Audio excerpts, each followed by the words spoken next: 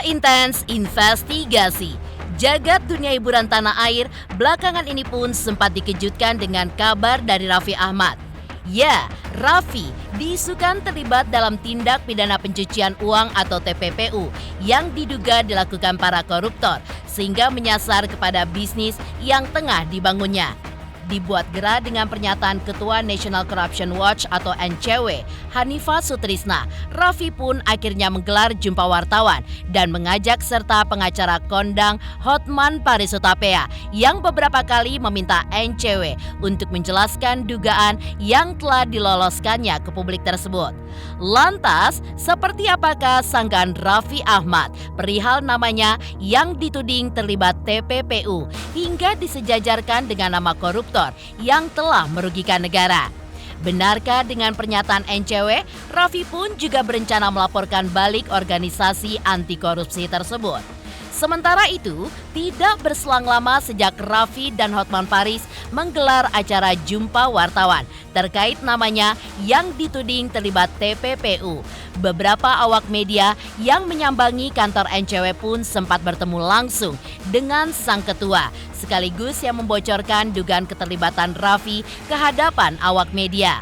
Lantas seperti apa Ketua NCW saat merespon press conference Raffi dan pengacara kondang Hotman Paris Hutapea? Benarkah meski sudah dibantah oleh Raffi, NCW pun masih berkeyakinan jika suami Nagita Slavina tersebut terlibat dalam tindak pidana yang masuk dalam kategori tindak pidana luar biasa tersebut? Pemirsa, bersama intens investigasi, kami hadirkan kabar terkini, terpercaya, dan teraktual. Tetapi sebelumnya, jangan lupa untuk like, subscribe, dan juga share channel YouTube ini.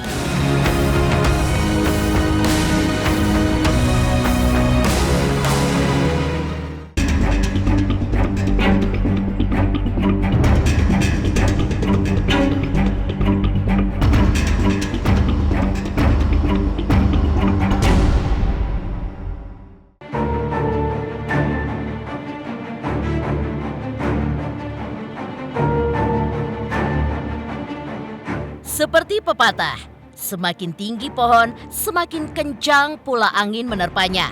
Kalimat inilah yang sepertinya tepat untuk menggambarkan permasalahan yang terjadi kepada Raffi Ahmad yang dituding terlibat dalam tindak pidana pencucian uang atau TPPU yang baru-baru ini dikemukakan oleh National Corruption Watch alias NCW.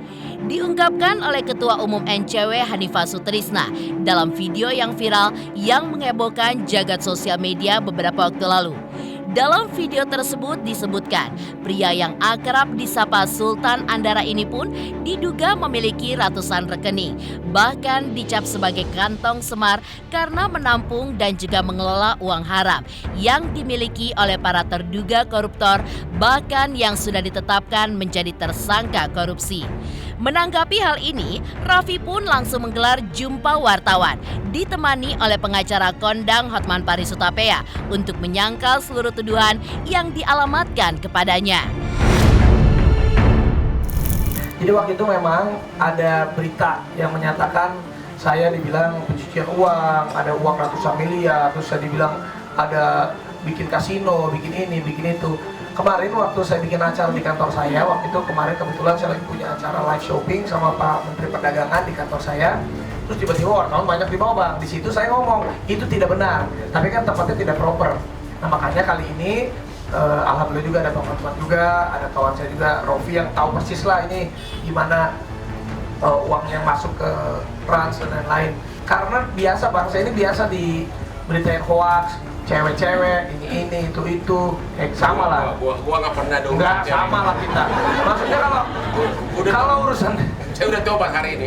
Hari ini doang, besok kamu lagi nih. Tapi intinya, kalau yang seperti itu ke personal aja, saya tidak pernah mengundang media, saya nggak pernah klarifikasi umum. Tapi ini masalahnya ini menyangkut kredibilitas.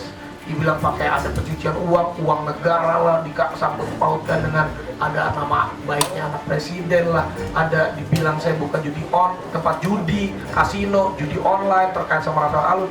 Kayaknya tambah lama ini harus saya klarifikasi karena ini menyangkut kredibilitas saya. Apalagi kemarin permasalahannya ini banyak banget klien-klien iklan, klien-klien semua perusahaan, trans.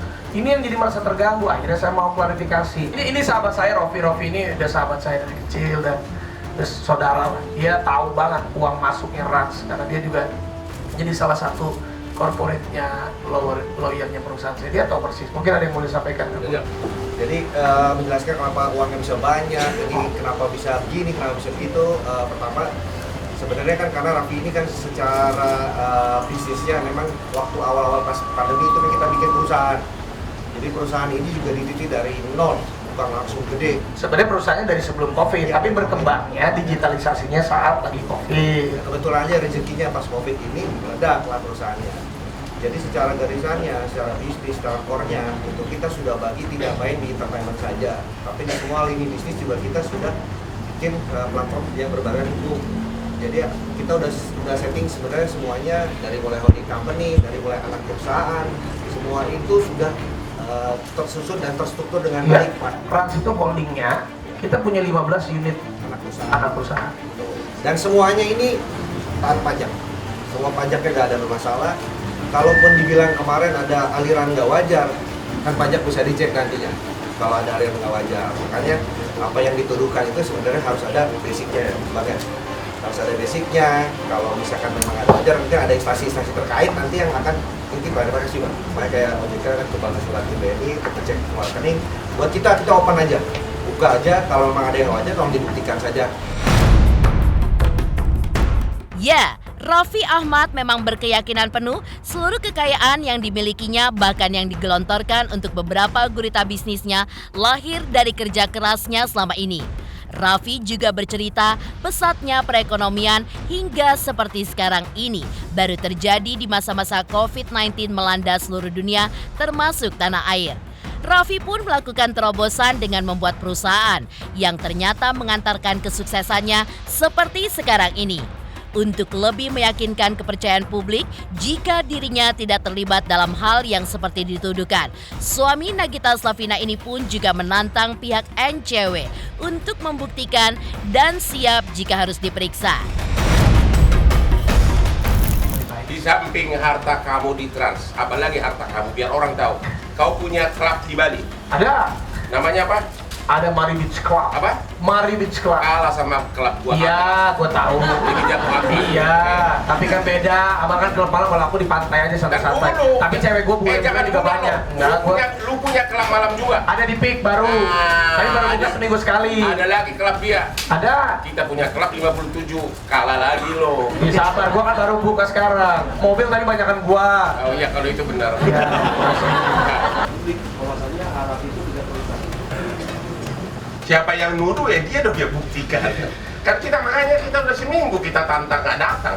Dia mau gimana? Dia udah cerita kesuksesan dia. Emang benar kok ya kan? Lu nggak lihat dia tiap hari ada di TV, tiap hari ada di pagi. Itu kan dapat duit di berpuluh-puluh tahun. Jadi itu buktinya ya. Konsisten dia. Di Trans itu dapat MT berapa ratus miliar itu masuknya. Ya. Benar. Jadi sekarang membuktikan ya. Dia menyerahkan apa adanya. Sekarang ada nggak buktinya, makanya kita pancing terus tapi nggak berani karena di berita itu pun itu katanya. Kami dapat telepon katanya. Ya, sedikit menambahkan, perihal harta kekayaan yang selama ini dimilikinya, Raffi pun bercerita semua hal tersebut tidak didapatkannya dengan cara mudah. Raffi harus membanting tulang bahkan sejak usianya 13 tahun. Di mana ia pun mengorbankan masa mudanya untuk melakukan serangkaian kegiatan syuting yang dilakukannya dari pagi hingga ke pagi lagi. Seperti inilah cerita Raffi Ahmad di balik kesuksesan yang berhasil didapatkannya. Kalau uang yang mana saya dapatkan ini, saya kerja dari umur saya 13 tahun. 13 tahun sampai detik ini usia saya 37 tahun nih. Kita lagi ulang tahun tanggal 7 Februari nih ya, kasih kado. Makasih Bang. Nggak, umur kita sama. Tidak beda. 37 tahun saya kerja. Jadi sudah hampir 25 tahun aku kerja, dan alhamdulillah ya meskipun karir saya seperti anak tangga, tapi sampai detik ini saya dipercaya oleh stasiun TV, berbagai macam brand, dan saya menabung. Dan kemarin 6 tahun terakhir, di luar, bayangin aja saya 26 tahun bekerja. Kalau kita syuting ya 26 tahun bisa dikalkulasikan aja gitu berapa yang saya dapetin, ditambah kemarin saya bangun perusahaan Rans. Dan Rans Entertainment sendiri alhamdulillah sudah berjalan 6 tahun. Sekarang ini udah zamannya ada fundraising lah, ada investment lah. Waktu itu 2 tahun lebih yang lalu kita udah pernah preskon bahwa valuasinya Rans Entertainment waktu itu sudah di angka 2,7 triliun, masuklah investment dari MTech. Ya, di situ juga udah preskon juga, dan itu kan semuanya juga jelas. Apalagi Rans sendiri kita sudah mau IPO. Doain, mohon doanya 2-3 tahun lagi lah insya Allah kita IPO, go public, di mana memang uang semuanya, structure semuanya sudah dibersihkan dan dibereskan, dirapikan. Silakan saja kalau mau dicek ini apapun itu silakan. Kita memang sudah mau menjadi perusahaan yang terbuka, semuanya pun harus terbuka. Jadi rasa-rasanya ya janganlah, saya kan termasuk anak muda, generasi muda yang sekarang yang ingin sukses, yang ingin juga meneruskan ibaratnya untuk memperjuangkan perusahaan-perusahaan kita untuk menjadi lebih baik. Ya janganlah diberitakan yang ya merugikan, apalagi menyesatkan seperti ini. Kalau niat saya nggak ada kok, saya tidak mau menduga siapa-siapa, saya pun tidak mau menyerang, tidak mau juga melaporkan hal-hal yang seperti ini, tidak. Saya cuma ingin mengklarifikasi saja bahwa itu tidak benar. Jadi kurang lebih seperti itulah Pak. Oke. Dan juga alhamdulillahnya selagi bapak saya masih hidup, sampai ibu saya juga sekarang, ya apapun itu untuk saya bekerja itu saya selalu diwanti-wanti dan diingatkan untuk mencari pekerjaan yang pertama halal. Berapapun yang saya dapatkan juga ya bersyukur dan kerja keras. Jadi ya insya Allah sampai kapanpun juga saya tidak maulah untuk menjalankan ataupun pencucian uang seperti itu, tidak. Jadi ya minta tolong kalau berita yang menyesatkan seperti ini atau merugikan seperti ini ya janganlah. Sementara itu, meski namanya yang sudah dicap jelek karena tuduhan tersebut, Raffi pun berusaha terus membagikan kebaikannya meski tidak sedikit mendapatkan fitnahan dan juga kabar miring dari orang yang bahkan tidak dikenalinya. Ayah Rafattar dan Rayansa ini pun juga mengaku tidak akan memperpanjang masalah tersebut karena memang memiliki keyakinan penuh di dalam hatinya untuk tidak memiliki musuh, baik itu orang yang tidak mengenalnya sekalipun. Mempertanyakan. Alhamdulillah sampai detik ini semua klien pasti percaya sama saya, dan mereka pun tahu kerjanya saya gimana. Tapi kan alangkah lebih baiknya untuk menenangkan para klien saya, membuat hati mereka pun tenang, ya saya speak up. Ada kerugian materi kan yang udah dialami? Belum terjadi. Belum terjadi. Malah makin top. Ya intinya saya pengen baik-baik aja lah, saya nggak pengen punya musuh. Ataupun kita juga kerja keras dari kecil sampai sekarang, ya apapun yang saya dapetin saya bersyukur. Silakan aja terus berkuar-kuar. Dan ini juga kayaknya rasanya cukup, karena kemarin aku klarifikasi waktu pas di kantor itu sama Pak Zul, kan nggak enaknya udah Pak Menteri, terus ada beberapa wartawan, ya aku jawab seininya aja. Tapi karena beritanya udah rame, kayaknya aku harus mengklarifikasikan di tempat yang proper gitu. Karena semakin banyak berkuar, nanti ganjarannya bukan dari segi hukum, semakin dicibir orang. Itu aja deh. Justru karena kami itu nggak ingin dicibir, makanya kami sukses ya nggak? Ya doainlah. Ya doainlah. Lantas, bagaimanakah pihak NCW ketika merespon kebaikan Raffi yang tidak mempersoalkan tuduhan tersebut? Benarkah meski sudah dibantah Raffi, NCW pun masih berkeyakinan jika suami Nagita Slavina tersebut terlibat dalam tindak pidana yang masuk dalam kategori tindak pidana luar biasa tersebut? Pemirsa Intens Investigasi, jangan lupa saksikan terus Intens Investigasi setiap hari Senin sampai dengan Jumat, tayang 5 kali sehari, yaitu pada pukul 11 siang, 12 siang, 3 sore, 5 sore, dan 6 sore. Dan Sabtu tayang 3 kali sehari, pukul 11 siang, 3 sore, dan juga 6 sore. Tentunya hanya di YouTube channel Dan pastikan jangan lupa untuk like, subscribe, share, dan juga komen channel Intens Investigasi. Saksikan Intens Investigasi 5 kali sehari hanya di YouTube channel Intens Investigasi.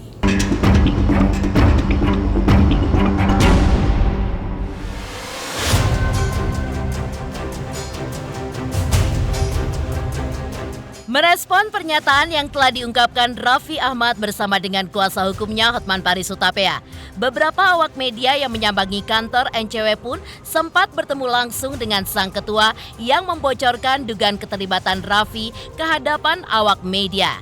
Hanifah Sutrisna merespon tantangan pihak Raffi Ahmad yang menantangnya untuk bukti sekaligus untuk menyelesaikan permasalahan di antara mereka. Seperti inilah tanggapan NCW terkait tantangan debat terbuka yang dilayangkan Raffi melalui kuasa hukumnya.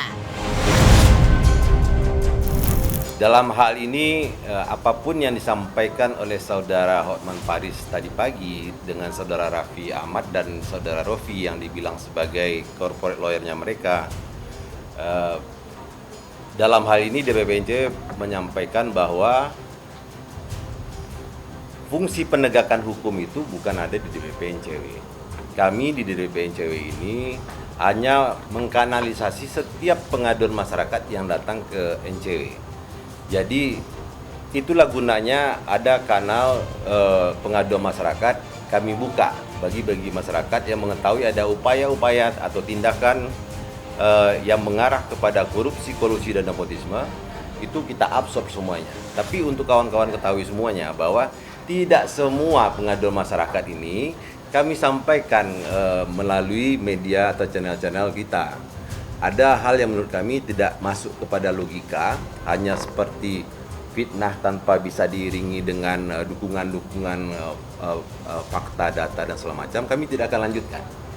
Jadi tidak semua pengaduan masyarakat itu akan kami sampaikan ke publik. Jadi ini yang harap diketahui juga oleh saudara Hotman Paris ini, abang paten kita ini, bahwa kami tidak nyinyir.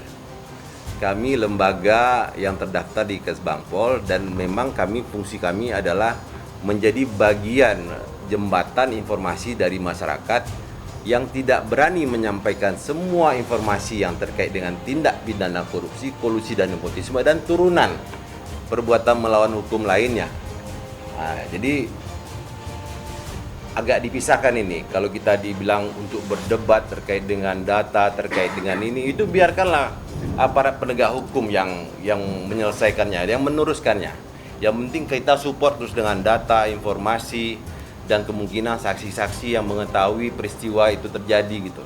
Jadi dan kami pun tidak berniat melayani debat kusir yang bukan ranah kami juga. Makanya tadi dengan Bang Eres, lawyer kita ini menyampaikan, ya kita sampaikan fakta-fakta yang menjadi tugas kami sebagai lembaga anti rasuah, lembaga LSM anti rasuah. Sementara itu, kabar dugaan Raffi Ahmad yang terlibat dalam dugaan tindak pidana pencucian uang atau TPPU memang diungkapkan oleh NCW bersumber dari laporan masyarakat yang menyatakan Raffi diduga terlibat tindakan yang masuk dalam tindakan pidana luar biasa tersebut. Sementara itu, saat ditanya lebih lanjut perihal laporan tersebut, pihak NCW pun tidak bisa menyebutkan spesifik dari mana dugaan tersebut didapatkan. Lantas, bagaimana pihak NCW ketika merespon kebaikan Raffi yang tidak mempersoalkan tuduhan tersebut? Benarkah meski sudah dibantah Raffi, NCW pun masih berkeyakinan jika suami Nagita Slavina tersebut terlibat dalam tindak pidana yang masuk dalam kategori tindak pidana luar biasa tersebut? Ya seperti yang kami sampaikan, dugaan kami itu ya ratusan miliar. Dari tahun berapa Bang adanya aliran tindak pidana itu? Kami belum bisa memastikan pertama startnya itu kapan, karena yang dikatakan dalam bentuk angka. Yang menyampaikan kepada masyarakat, kami tidak bisa menyampaikan profilnya. Kami secara sekilas mereview apa yang disampaikan oleh saudara Raffi Ahmad ini, bahwa dengan kerja keras dia selama 17 tahun dan kita mengetahui ada beberapa tahun jeda saudara R ini yang tidak beraktivitas karena harus direhabilitasi. Kemudian disampaikan juga tadi bahwa pada saat COVID didirikanlah perusahaan dan akhirnya dalam waktu 3 tahun terakhir ini dia bisa mendapatkan meleverage kekayaan dia hingga nilainya triliunan. Bagi kami di LSM NCW ini mempelajari tindak tanduk, mempelajari aktivitas keuangan itu kita melihat dari histori. Apa ya secara logika? Dalam waktu 3 tahun orang bisa memiliki kekayaan triliunan. Nah, untuk ini tetap masih dugaan. Kawan-kawan tolong jangan menimbulkan kegaduhan lagi bahwa ini hanya dugaan dan dalam masih proses dipelajari dan direview. Sementara itu, menengok kecurigaan NCW perihal harta kekayaan yang didapatkan Raffi. Raffi yang seolah mengerti kecurigaan tersebut akhirnya membeberkan beberapa honor yang diterimanya dalam sekali mengisi acara di televisi. Lantas benarkah jika hal tersebut mampu membuat NCW pun untuk tutup mulut? Pemirsa Intens Investigasi, jangan lupa saksikan terus Intens Investigasi setiap hari Senin sampai dengan Jumat, tayang 5 kali sehari, yaitu pada pukul 11 siang, 12 siang, 3 sore, 5 sore, dan 6 sore. Dan Sabtu tayang 3 kali sehari, pukul 11 siang, 3 sore, dan juga 6 sore. Tentunya hanya di YouTube channel. Dan pastikan jangan lupa untuk like, subscribe, share, dan juga komen channel Intens Investigasi. Jangan lupa saksikan Intens Investigasi 5 kali dalam sehari hanya di YouTube Intens.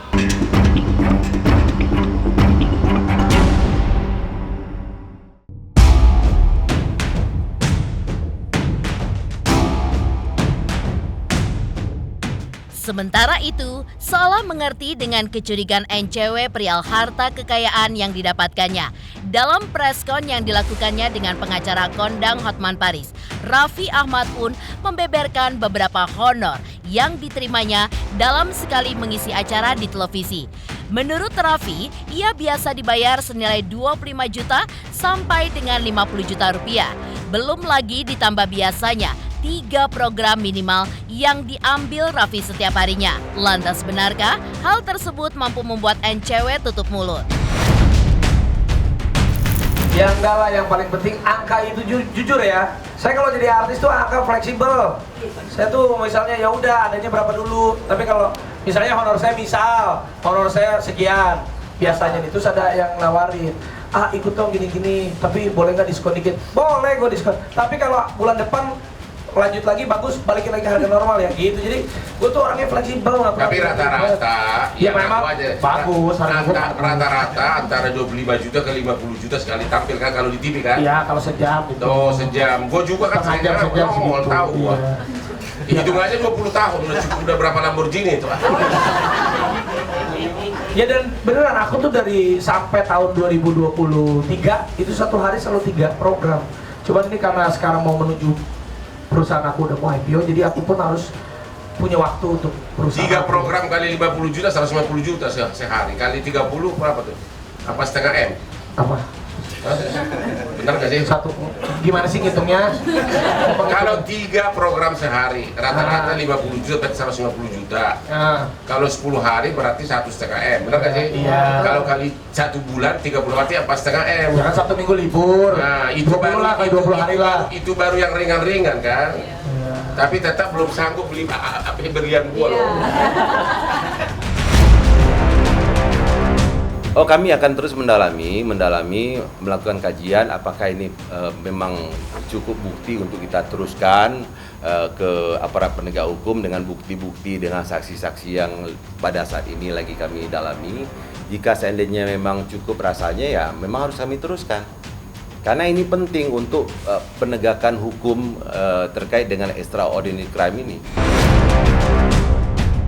Demikian pemirsa, Kabar terkini, terpercaya, dan teraktual yang kami hadirkan hari ini.